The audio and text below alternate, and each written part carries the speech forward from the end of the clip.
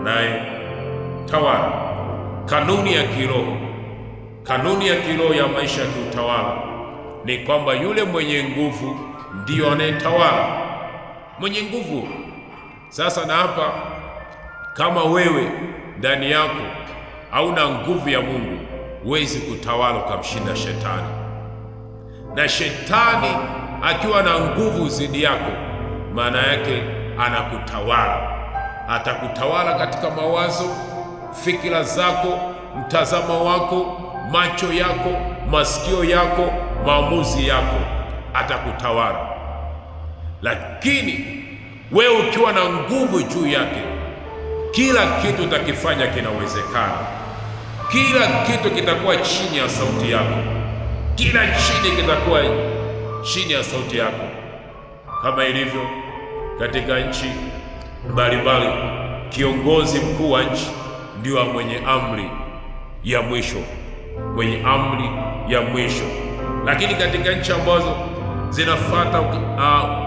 zinafuata katiba zao, hata kama kiongozi akiongea kama aiendane na katiba yao, wataenda kwenye mapingamizi, wataenda mahakamani, wasema mbona kiongozi abongeni, lakini katiba isemi hivyo. Lakini katika ufalme wa kiroho, yule mwenye nguvu ndio anayetawala, na Kristo akiwa mtawala.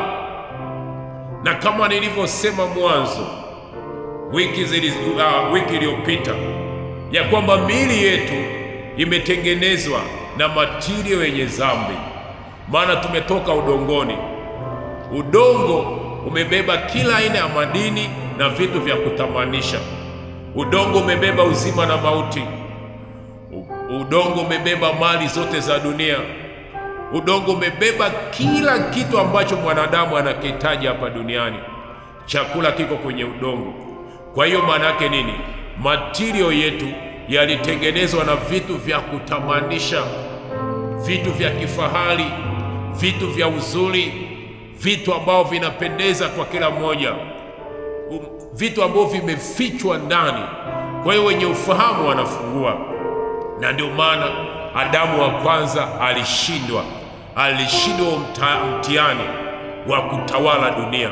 Mungu alimpa mamlaka ya kutawala. Mwanzo 1:26 hadi 28.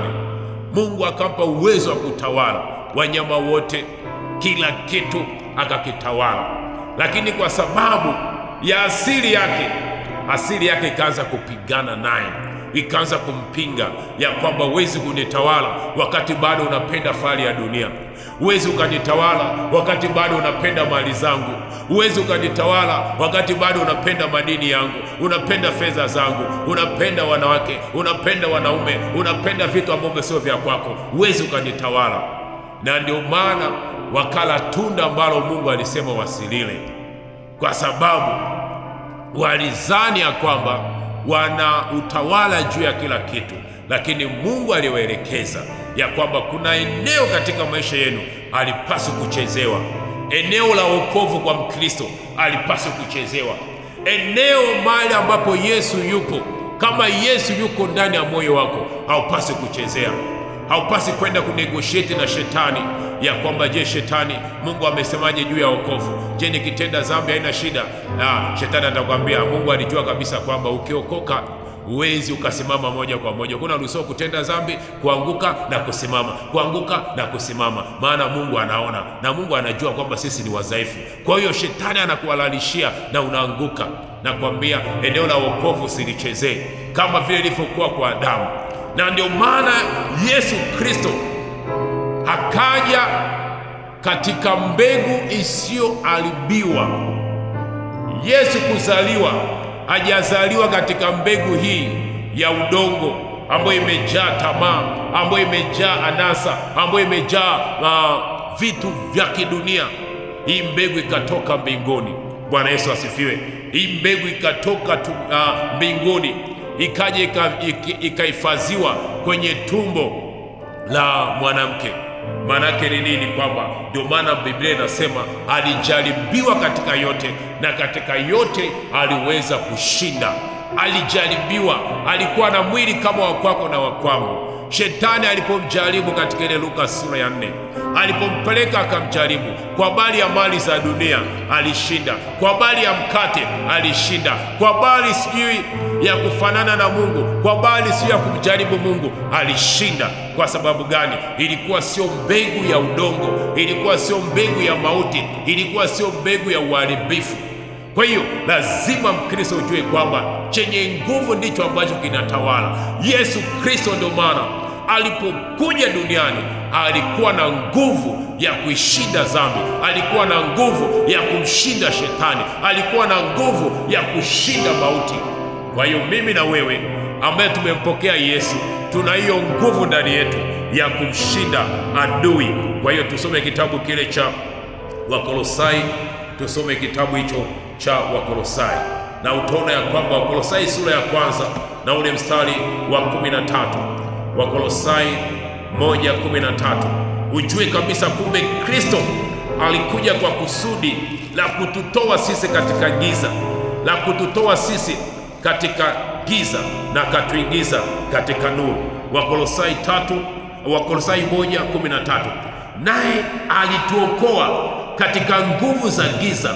Umeona akatokoa katika zile nguvu za giza.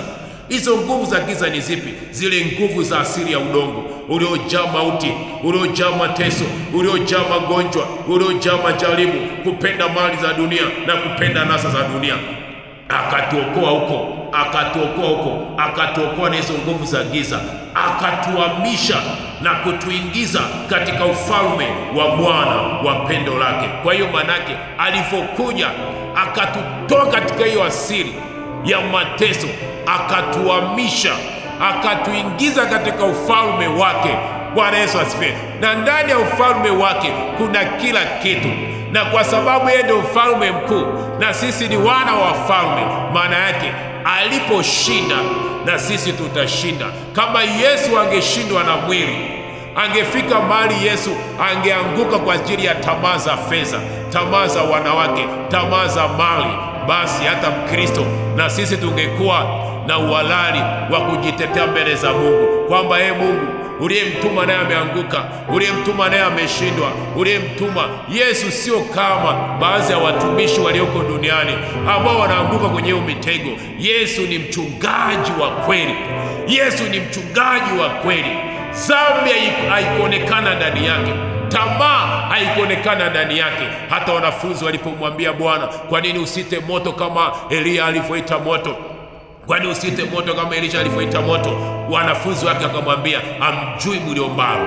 Akawaambia wanafunzi wake, amjui mliombao, kwamba yeye hajaja kujifananisha na manabii wengine, kulipiza kisasi, kupigana kwa nguvu zake, bali alipigana katika roho. Ufalme wake akasema, ufalme wangu sio wa mahali hapa. Hata wafalme wa dunia hii walivyompinga, aliwahakikishia kwamba ufalme wangu sio wa mahali hapa. Lakini alijua kabisa kwamba ametuingiza katika ufalme wake, ufalme wa milele, ufalme usioshindwa, ufalme ambao yeye ndio mtawala wa vitu vyote. Kwa hiyo Mkristo mwenzangu, ukiwa ndani ya Kristo, maana yake wewe ni mtawala. Hebu ipokee hiyo neema ya kutembea katika Kristo Yesu. Hebu ipokee hiyo neema ya kutembea katika nguvu ya utawala, maana anayetawala ni yule mwenye nguvu, kwa sababu Kristo ameshinda dhambi, ameshinda mauti, ameshinda mitego. Mimi na wewe